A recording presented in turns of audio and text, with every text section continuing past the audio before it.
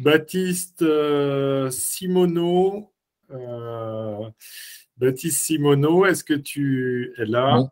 bonjour Henri, je suis là. Je ne sais pas si tu me vois. Voilà, Alors, bienvenue Baptiste, ancien président de la FPDC, maintenant consacré au développement de la fédération et surtout membre de César, que je te laisse expliquer plus en détail. Et donc, Baptiste va nous faire un petit focus réglementation et financement innovation. À toi, Baptiste.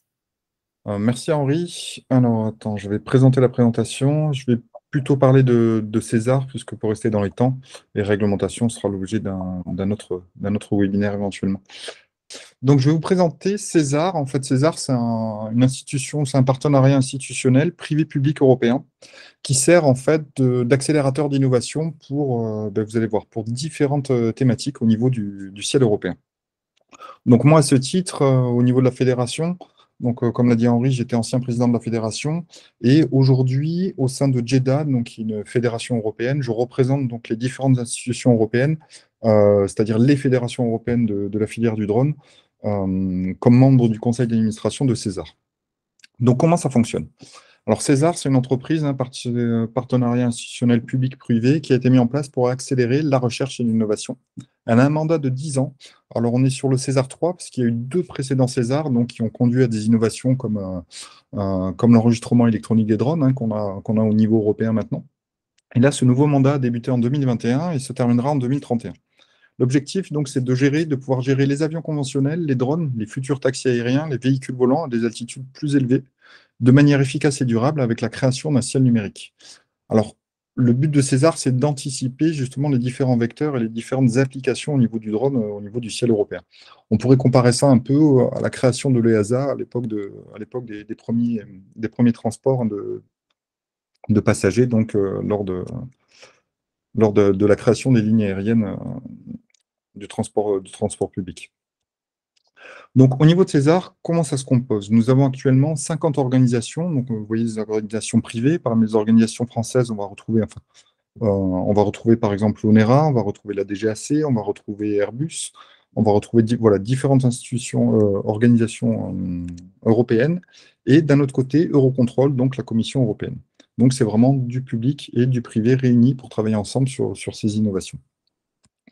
Donc, le gouvernement de César est organisé de la manière qui suit. Donc, le président, c'est le président de la direction mobilité et transport, hein, le ministre des Transports européen, donc Enrique Olole.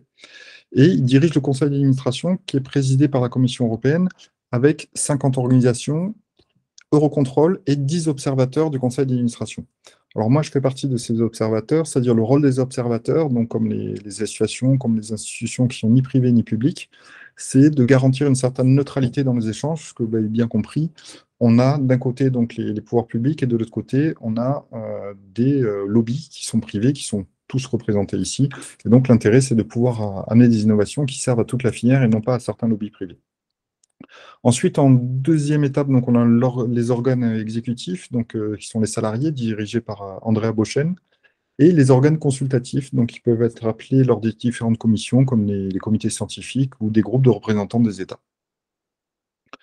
Donc, dans les faits, César, on travaille sur 6 thématiques. Donc, il y a la numérisation, de l'intelligence artificielle, l'espace U, donc la création des espaces spécialement pour les drones, des centres virtuels de contrôle, des tours à distance, et à terme, on espère donc la connexion des guichets automatiques, c'est-à-dire une interopérabilité automatique entre les liaisons satellites, l'aviation habitée et les tours de contrôle au sol. Le programme César, donc les deux précédents programmes, donc comme je vous l'ai expliqué, ils ont démarré en 2008, donc qui était de 2,1 milliards, celui de 2016 à 2024, donc de 1,6 milliard. Et en fait, le deuxième programme de 2016 s'est terminé plus tôt que prévu et on est rentré dans la troisième phase, donc qui se compose de la manière suivante. On a donc une dotation de 600 millions d'euros qui est donnée par Horizon Europe, Eurocontrol donc avec une dotation de 500 millions d'euros et l'industrie, c'est-à-dire tous les partenaires de César, les 50 sociétés qui font partie du conseil d'administration, cotisent à hauteur de 500 millions d'euros. Et plus récemment, on vient d'apprendre, donc en coordination avec Cinéa, donc l'Agence européenne pour le climat, qu'il va y avoir une dotation de 200 millions d'euros aussi qui sera rajoutée donc, sur le programme César avec toutes les normes justement environnementales. Dans les faits, comment ça fonctionne? Donc, dans les faits, César, donc, ça fonctionne en 4 étapes, c'est-à-dire on a un pipeline qui s'articule autour de ces 4 éléments. Il y a une première phase qui est l'exploration et la recherche, c'est-à-dire ça va être la conceptualisation de modèles qui vont permettre de permettre les innovations futures. Ensuite, il y a une phase industrielle de validation de ces explorations qui est permise grâce à tous les partenaires aux 50 industries qui font partie du groupement César. Et ensuite, il y a des démonstrations grandeur nature. Par exemple, pour vous donner un exemple de démonstration, dernier trimestre de l'année 2022, nous avons permis avec différentes sociétés, notamment Ryanair, de pouvoir expérimenter justement des services d'évitement et de collision entre des drones donc, en vol automatisé, qu'on pourrait imaginer des drones cargo ou de futurs drones taxi, et des avions donc, sur l'aéroport de Barcelone.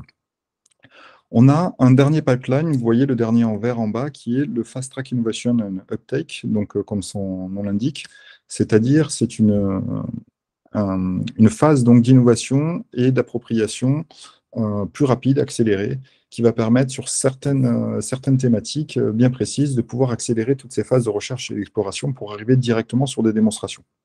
C'est le cas notamment sur les drones taxis qui vont être testés, par exemple, pour les JO de 2024. Vous avez sûrement entendu parler, donc Paris a été sélectionné comme première ville pour effectuer ces vols de drones habités. Et donc, l'EASA donc, a fourni un roadmap. Alors, le roadmap qui est le suivant. Et du coup, le groupement, donc l'entreprise César, travaille donc sur ces différentes possibilités pour essayer d'apporter des solutions concrètes. Donc, en 2022, donc, on a eu des premiers prototypes qui ont été testés avec des vertiports donc, sur l'aéroport de Cergy, par exemple. Des use space qui ont été créés donc, spécialement avec des applications qui ont été testées aussi au courant 2022. Et le but, donc, c'est d'arriver donc à faire coordonner donc, des drones habités, des drones cargo éventuellement, pour arriver jusqu'en 2024 avec ces 2 phases d'évolution. Donc d'un côté, on va avoir tous les opérateurs, je dirais la direction de tout ce qui va être certification des opérateurs et des drones, donc quel type de machine, qui va être certifié qui va être aussi habilité à les certifier. Les autorisations pour des vertiports, alors les vertiports, ce seront concrètement l'équivalent des héliports, mais pour des drones habités, des drones automatiques habités, et une refondation aussi du airspace design, c'est-à-dire des cartes aéronautiques, les cartes EASA, qui devront être reconfigurées en intégrant donc les vols de drones automatisés. Et d'un autre côté, on va avoir toute la phase de développement donc, sur la certification des UAS et des VTOL, la phase de régulation et d'adoption, c'est-à-dire comment on va réguler ce trafic-là et le faire adopter dans le trafic existant, et ensuite l'implémentation sur les supports d'État, c'est-à-dire, on l'a vu donc sur d'autres webinaires, notamment au niveau des drones, pour l'instant, les États européens, on est chacun sur des applications qui sont différentes et diversifiées. Même au niveau des services d'État, au niveau de l'aviation habitée, on est encore sur des services qui sont différenciés, qui ne fonctionnent pas tous sur la même échelle, et donc le but, c'est d'arriver à coordonner tout ça.